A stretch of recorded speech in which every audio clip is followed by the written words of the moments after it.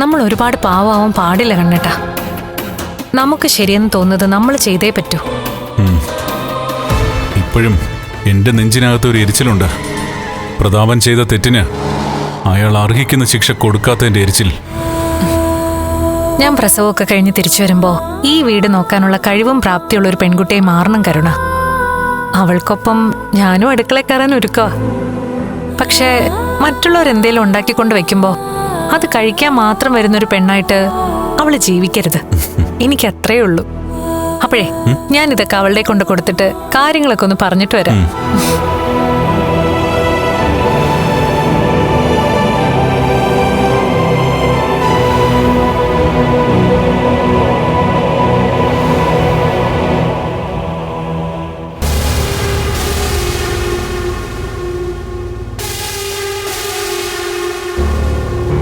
അതെ, എവിടെ വരെയായി നിന്റെ പാചകമൊക്കെ?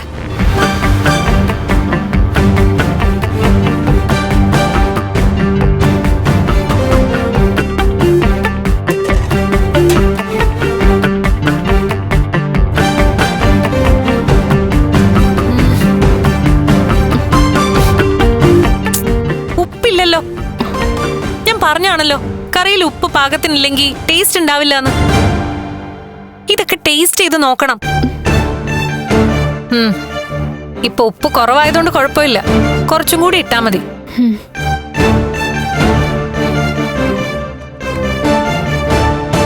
അയ്യോ, അത്ര ഇട്ടാലേ അവിയലാവത്തില്ല. ഉപ്പ് കാരണം ആർക്കൊന്നും കഴിക്കാൻ പറ്റില്ല. അതിന്റെ പകുതി ഇട്ടാ മതി. ഇതാ.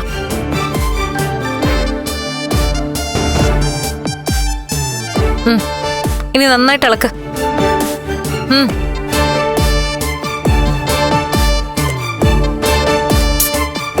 നന്നായിട്ട് ഇളക്ക്. കാണിക്ക്.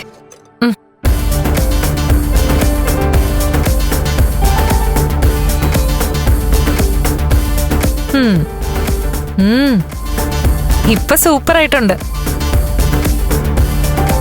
നാളെ ഇതൊക്കെ പറഞ്ഞു തരാനായിട്ട് ആരും ഉണ്ടാവില്ല. എല്ലാം ഓർത്തു വെച്ച് ചെയ്തോണം. പിന്നെ ഇത് സിമ്മാക്കി വെച്ചിട്ട് നീങ്ങി വന്നേ.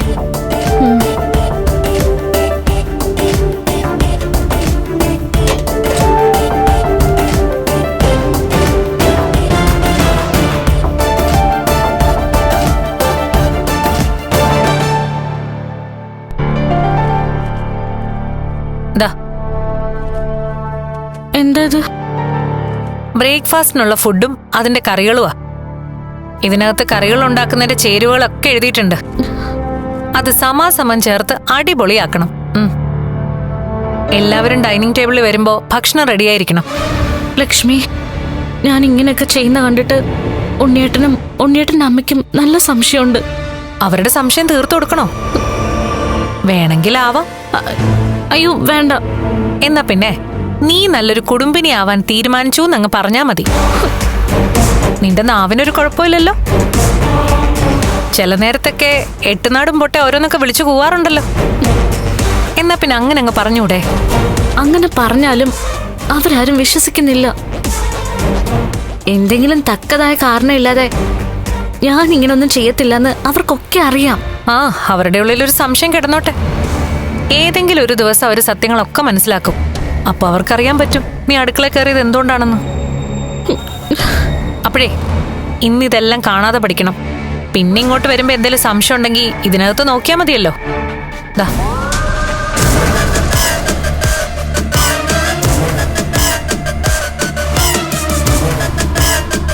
നീ എന്തിനാ ഇങ്ങനെ വേദനിക്കുന്നേ? എടി, നീ ഏത് നേരം ഈ വീടിനകത്ത് ഒറ്റയ്ക്കിരിക്കുക, മൊബൈലും കണ്ട് മാഗസീനും ഒക്കെ വായിച്ച്. അടുക്കള കയറി പാചകം പഠിച്ചാലുണ്ടല്ലോ നിന്റെ ബോറടി മാറിക്കിട്ടും. പാചകം ചെയ്യുമ്പോ നിനക്ക് മൊബൈൽ കാണാം, മാഗസീനും വായിക്കാം. പിന്നെ മറ്റുള്ളവർക്ക് വെച്ച് വിളമ്പുമ്പോ കിട്ടുന്ന ഒരു സന്തോഷമുണ്ടല്ലോ, അത് മറ്റൊന്നിനും കിട്ടില്ല. പക്ഷേ ടേസ്റ്റുള്ള ഭക്ഷണം ഉണ്ടാക്കി കൊടുക്കണമെന്ന് മാത്രം. എന്നാ പിന്നെ പാചകം ചെയ്യുന്നതിനിടയിൽ അതൊക്കെ ഒന്ന് വായിച്ചു പഠിക്കേ.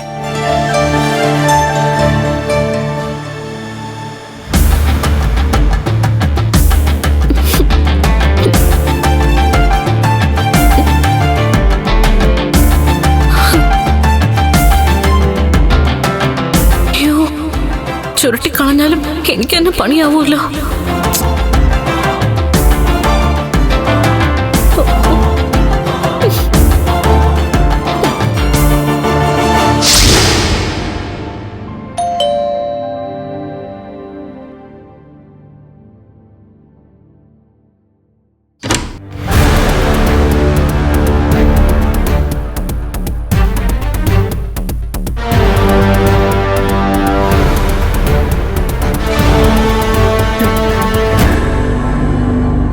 അയ്യോ, മോളായിരുന്നോ? ഇതെന്താ ഒരു മുന്നറിയിപ്പും ഇല്ലാതെ? മുന്നറിയിപ്പ് തരാം. എന്ത് മുന്നറിയിപ്പാ തരേണ്ടത്? എന്തു പറ്റി മോളെ? മോളുടെ ശബ്ദമാണല്ലോ കേട്ടത്. അതേടാ, മോള് തന്നെയാ വന്നിരിക്കുന്നേ. എന്തു പറ്റി മോളെ? അവിടെ എന്തെങ്കിലും പ്രശ്നമുണ്ടോ? ഉണ്ടാവാതിരിക്കോ? പച്ചടി, കിച്ചടി, ഉപ്പേരി, അവിയല് എല്ലാം ഉണ്ടാക്കണം. അത് കഴിഞ്ഞിട്ട് എല്ലായിടവും അടിച്ചു തുടച്ച് വൃത്തിയാക്കണം. രാജകുമാരിയെ പോലെ വാഴാനായിട്ട് വിട്ട മോളുടെ ഗതിയാ ഈ പറഞ്ഞത്. കേട്ടോടി? മോള് പറഞ്ഞതൊക്കെ കേട്ടപ്പോ നിനക്ക് സന്തോഷായോ? എനിക്ക് സന്തോഷവും ദുഃഖവും ഇല്ല. അച്ഛനും മുത്തശ്ശിയും കൂടെ ഇവളെ വളർത്തി വഷളാക്കിയതാ. ഇവിടുന്ന് പോകുമ്പോ ഒരു ചായ ഇടാൻ പോലും ഇവൾക്ക് അറിയില്ലായിരുന്നു. ഇപ്പൊ അതുകൊണ്ടെന്താ? ചായ മാത്രമല്ല, ഒരു വീടിനകത്ത് എന്തൊക്കെ പണിയുണ്ടോ അതൊക്കെ ഞാൻ ചെയ്യുക. എടി മോഹിനി, നീ ഒന്ന് വിളിച്ചു പറയടി നിന്റെ മോളോട്. എന്റെ മോളോട് ഒരു ഇത്തിരി കരുണ കാണിക്കാൻ. ഞാൻ പറഞ്ഞതുകൊണ്ട് കാര്യമില്ല. കണ്ണൻ ഇവിടുന്ന് പോയപ്പോ തന്നെ നിങ്ങളോട് പറഞ്ഞല്ലോ, കണ്ണന്റെ അച്ഛനെ കൊന്നതിന് നിങ്ങൾ ഒരുപാട് കരയേണ്ടി വരുമെന്ന്. എടാ, നമ്മുടെ കുഞ്ഞിന്റെ കണ്ണെന്നറിഞ്ഞാലേ നമ്മള് കരയത്തുള്ളൂ എന്ന് അവനും അറിയാം, അവന്റെ കെട്ടിയോൾക്കും അറിയാം. എന്നാലും എങ്ങനെയാ അമ്മേ ലക്ഷ്മി കണ്ണന്റെ കെട്ടിയോളായത്? അതൊന്നും നന്ദി കെട്ട ഇവളും ഇവിടെ മോളും ഓർക്കത്തില്ലല്ലോ. ഇവള് കല്യാണം കഴിഞ്ഞ് ഉണ്ണിക്കൊപ്പം പോയത് ജീവിക്കാൻ വേണ്ടിയാ, സന്തോഷത്തോടെ ജീവിക്കാൻ. എന്നാൽ എന്റെ കുഞ്ഞ് നാളെ അവളുടെ ജീവിതത്തിൽ സുഖവും സന്തോഷവും ഉണ്ടാവുമെന്ന് കരുതിയിട്ടല്ല ഇവിടുന്ന് അങ്ങോട്ട് പോയത്. ഇനിയുള്ള കാലം കണ്ണനെ കൈ പിടിച്ച് നടത്തണം, കണ്ണനൊരു തണലാവണം. അത് മാത്രമായിരുന്നു എന്റെ മോളുടെ ചിന്ത. ശരിക്കു പറഞ്ഞ ഇങ്ങനെ ചെയ്ത പാപത്തിന്റെ പ്രായശ്ചിത്തം ചെയ്യായിരുന്നു എന്റെ മോൾ ആ കല്യാണത്തിലൂടെ. എടി എടി, നീ കൂടുതലൊന്നും സംസാരിക്കണ്ട. എന്നിട്ടിപ്പോ പ്രായശ്ചിത്തം ചെയ്യുന്നതേ ഇവളാ. സത്യത്തിൽ അങ്ങനെയല്ലേ വേണ്ടത്? ലക്ഷ്മി കിടന്ന് കഷ്ടപ്പെട്ട നിങ്ങൾക്ക് രണ്ടാൾക്കും അത് സന്തോഷ. അത് മനസ്സിലാക്കിയിട്ട് തന്നെയാ കണ്ണൻ ഇവളെ കൊണ്ട് വീട്ടുപണി ചെയ്യിപ്പിക്കുന്നത്. മോളെ ഈ ജോലിയൊക്കെ ചെയ്യുന്നത് കണ്ടിട്ടേ ഉണ്ണിക്കും ദുർഗയ്ക്കും സംശയമൊന്നും ഇല്ലല്ലോ? ഉണ്ട്. അവരെന്നോട് എന്തിനാ അടുക്കള കയറിയെന്നൊക്കെ ചോദിക്കുന്നുണ്ട്. അതില് ഞാനെന്ത് സമാധാനം പറയും? എന്റെ അച്ഛനാണ് ഉണ്ണിയേട്ടന്റെ അച്ഛനെ കൊന്നതെന്ന് എനിക്ക് പറയാൻ പറ്റുമോ? നമുക്കൊരു ദിവസം വരും മോളെ. ഇനി വരത്തില്ല, അത് ഞാൻ ഉറപ്പിച്ചു കഴിഞ്ഞു.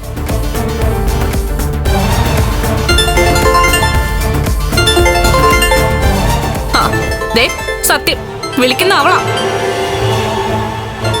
ഞാൻ പറയാതെ വന്നതിന് വിളിക്കുക.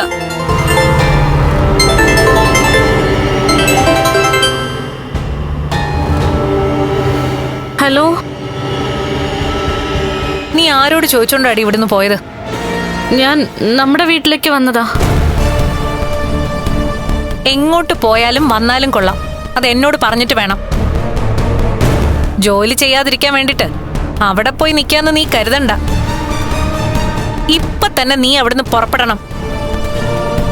അഹങ്കാരം തലയ്ക്ക് പിടിച്ചിട്ട് നീ അവിടെ ഉറച്ചു നിൽക്കുകയാണെങ്കിൽ നിമിഷ നേരത്തിനുള്ളിൽ അവിടെ പോലീസ് എത്തും, നിന്റെ അച്ഛനെ തൂക്കിയെടുത്തോണ്ട് പോവാൻ. പിന്നെ അയാളെ ജയിലിൽ പോയി നിനക്ക് കാണേണ്ടി വരും.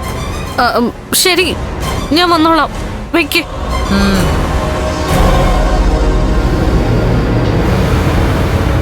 മോളെ, അവള് മോളോട് ചൂടായോ മോളെ? ഇല്ല, എന്നെ മോളെയും മുത്തയും ഒക്കെ വിളിക്കായിരുന്നു. വിളിച്ചതില് പകുതി മുത്തശ്ശിക്ക് കൂടി തരട്ടെ. എടാ പ്രതാപ, നീ എന്താ ഒന്നും മിണ്ടാത്തെ? മോളെ, നിനക്ക് വേണമെങ്കിൽ വീട്ടു ജോലി ചെയ്യാൻ പറ്റുന്ന മഹാലക്ഷ്മിയോടും കണ്ണനോടും തറപ്പിച്ച് പറയാം. അങ്ങനെ പറഞ്ഞാലും ഞാൻ നിന്നെ കുറ്റപ്പെടുത്തില്ല. ജയിലിൽ കിടക്കാൻ യോഗം ഉണ്ടെങ്കിൽ അങ്ങനെ കിടന്നല്ലേ പറ്റൂ. ഞാൻ കുറച്ചു കാലം അവിടെ പോയി കിടന്നോളാം മോളെ. വേണ്ട, എനിക്ക് വേണ്ടി ആരും ജയിലിലേക്കൊന്നും പോണ്ട. മോളെ, ഞാൻ അവിടെ കിടന്ന് നരകിച്ചോളാം. മകള് രാജകീയമായി ജീവിക്കുന്നത് കാണാനാണല്ലോ എന്നെ അങ്ങോട്ട് പറഞ്ഞു വിട്ടത്. ഇനി രണ്ടാളും ഇടയ്ക്കിടയ്ക്ക് അങ്ങോട്ടേക്കൊന്ന് വരണം. അപ്പ കാണാം തീയും പുകയും ഏറ്റ് മുഖം വാടി നിൽക്കുന്ന പുന്നാര മോളെ. മോളെ,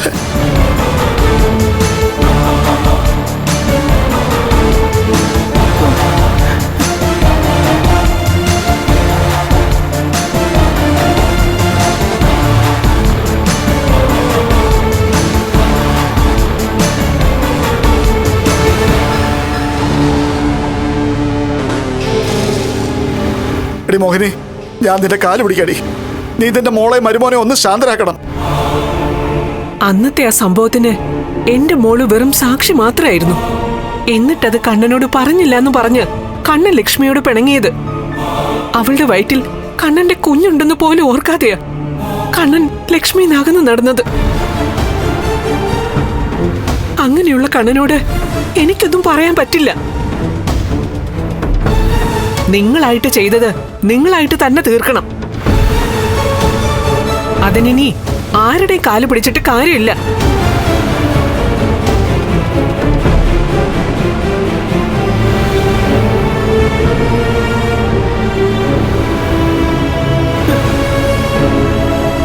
നിന്റെ പുറമടിച്ച് പൊളിക്കാൻ എനിക്ക് തോന്നുന്നേ. അമ്മ എന്താണെങ്കിലും ചെയ്തോ. ഞാനാകെ കയ്യും കാലും കൂട്ടിക്കെട്ടിയ അവസ്ഥയിലായി പോയമ്മേ.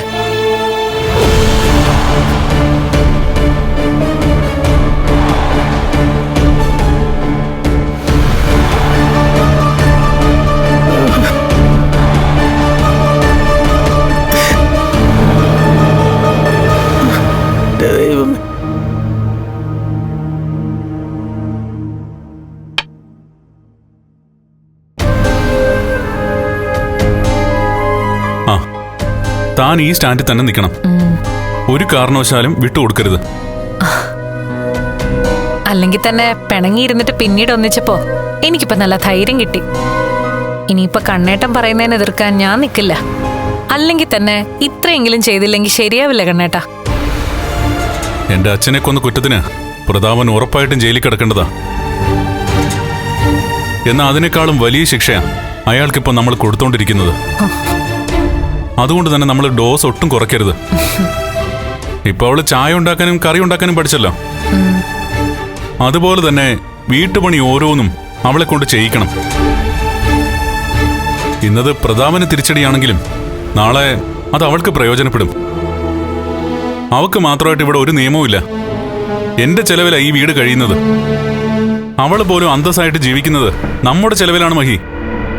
അതുകൊണ്ട് ഇനിയിപ്പോ വീട് തുടച്ച് വൃത്തിയാക്കാനും അടിച്ചു തുടയ്ക്കാനും അവളെ കൊണ്ട് മാത്രം കഴിയുന്നില്ലെങ്കിൽ അവൾ ഉണ്ണിയോട് പറയട്ടെ സഹായിക്കാൻ. അവനും വെറുതെ ഇരിക്കല്ലേ, രണ്ടും കൂടെ പണി ചെയ്തങ്ങ് ജീവിക്കട്ടെ.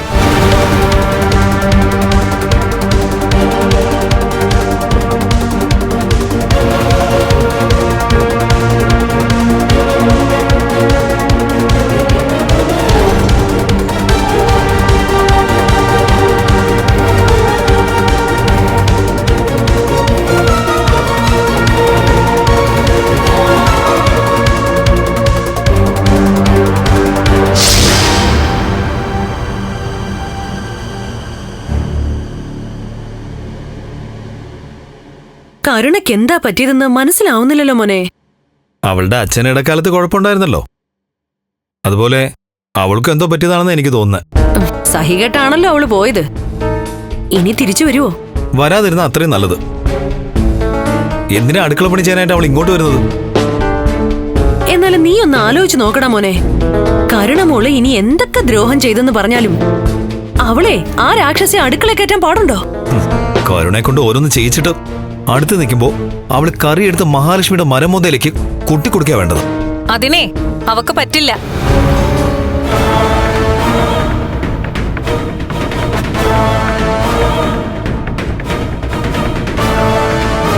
നിനക്കും പറ്റില്ല, നിന്റെ അമ്മയ്ക്കും പറ്റില്ല.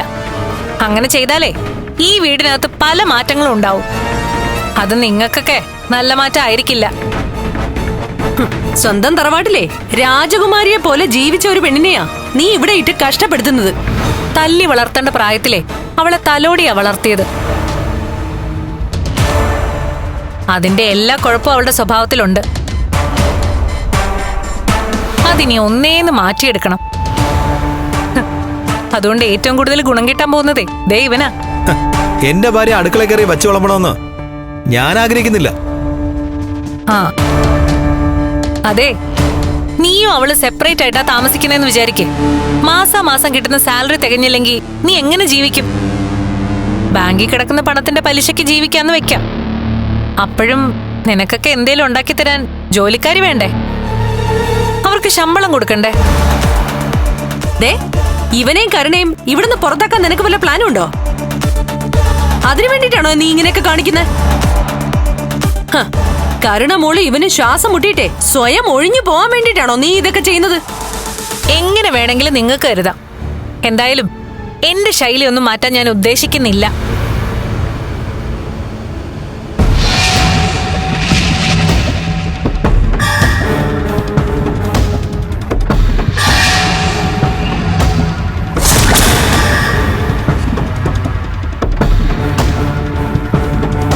ആ വന്നോ?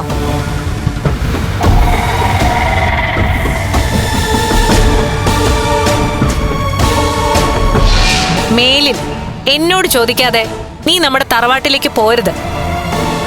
അവിടെ നിന്നെ വളർത്തി വഷളാക്കിയ 2 ജന്മങ്ങളുണ്ട്. കൂട്ടത്തിൽ നിന്റെ അമ്മയുണ്ടല്ലോ. എന്റെ അമ്മ ഇവളെ വളർത്തിയിട്ടില്ല. എന്റെ അമ്മ പറയുന്നത് കേട്ട് ഇവള് നടന്നിട്ടുമില്ല. മോളെ, വീട്ടിൽ പോയിട്ട് നിന്റെ അച്ഛനും മുത്തശ്ശി ഒന്നും പറഞ്ഞില്ലേ? അവരെന്ത് പറയാനാ? ഇനി പറയുന്നതും പ്രവർത്തിക്കുന്നതും ഒക്കെ ഞാനായിരിക്കും.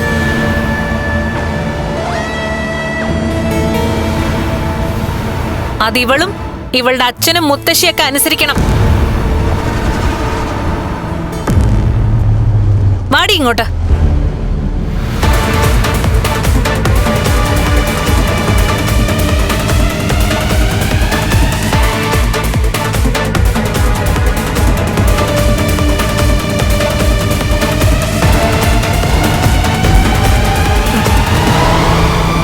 എടാ, എന്താടാ ഇതൊക്കെ? ആ എനിക്കറിയില്ല. മഹാലക്ഷ്മിയുടെ മുന്നിൽ കരുണ ഇതുപോലെ തലതാഴ്ത്തി നിൽക്കണമെങ്കിൽ അതിന് തക്കതായ കാരണമുണ്ടമ്മേ.